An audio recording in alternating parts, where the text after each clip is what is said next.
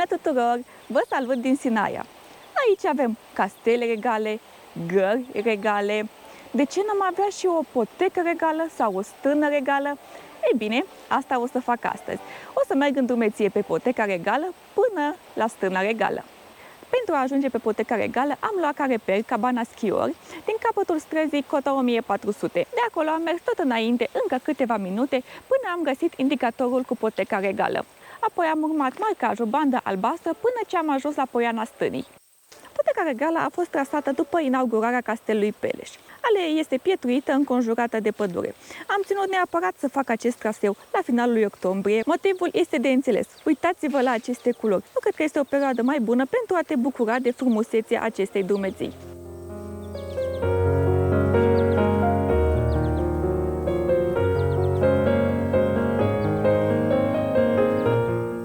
Acesta este genul acela de traseu pe care dacă l-aș fi făcut vara, mi s-ar fi părut total plictisitor. Însă acum, înconjurat de nuanțe de arămiu, este absolut superb. Am urmat marcajul bandă albastră până la Poiana Stânii Regală, al cărui prim impact, pur și simplu, este wow. Priveliștea asupra munților Bucegi este extraordinară.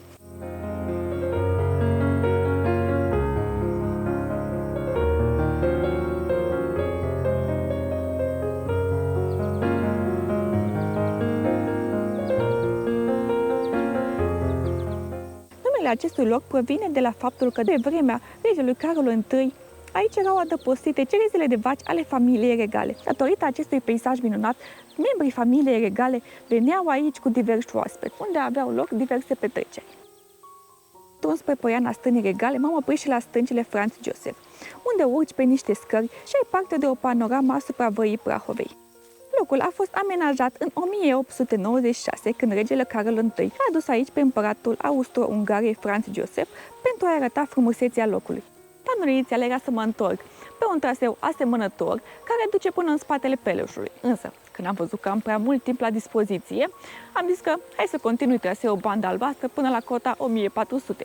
Deci făcut de la Poiana Stânii Regale până la Cota 1400 am făcut în jur de o oră jumătate, urmând inițial marcajul bandă albastră, după am intrat în marcajul bandă roșie, până ce am ajuns la telecabina Cota 1400.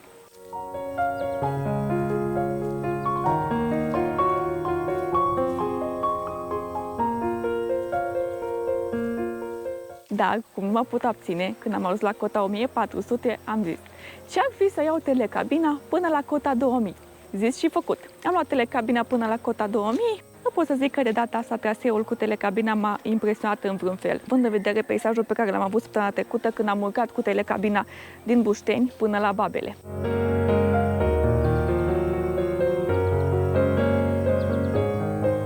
De la Cota 2000 am coborât cu telecabina până la Cota 1400, urmând să fac un traseu până la Castelul Peleș.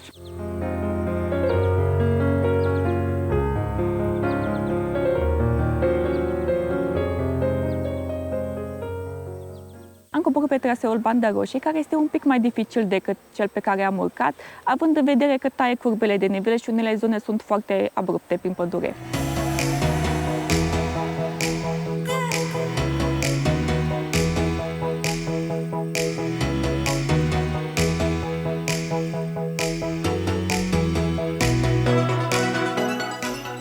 În final am ajuns și la Peleș. Ei bine, ce aș mai putea spune despre acesta? În afară de faptul că prin valoarea sa stilistică și artistică este unul dintre cele mai importante edificii din România. Iar acum, îmbrăcat în haine de toamnă, parcă este și mai impresionant. Acesta a fost construit din dorința regelui Carol I, care după ce a vizitat prima dată Sinaia în anul 1866 a rămas impresionat de frumusețea acestui loc, pe vremea aceea fiind doar un mic sat de munte numit Podul Neagului. Construcția acestuia a început în anul 1873 și a fost finalizată în anul 1914. Cu această ocazie nu puteam să ratez și Pelișorul, care în acest peisaj de toamnă este atât de frumos. Acesta a fost construit tot din dorința regelui Carol I, care ședința a principilor moștenitori Ferdinand și Maria. Pentru iubitorii de toamnă ca mine, această drumeție este o încântare și este și una foarte ușoară. Traseul până la Poiana Stânii Regale poate dura undeva la 2-3 ore maxim dus întors. Ziceam la început de gări regale. Ei bine, Siena este singurul oraș din România care are 2 gări regale. Cea mai veche a fost construită în anul 1886 pentru regele Carol I. În această gară oprește și celebrul tren Orient Express.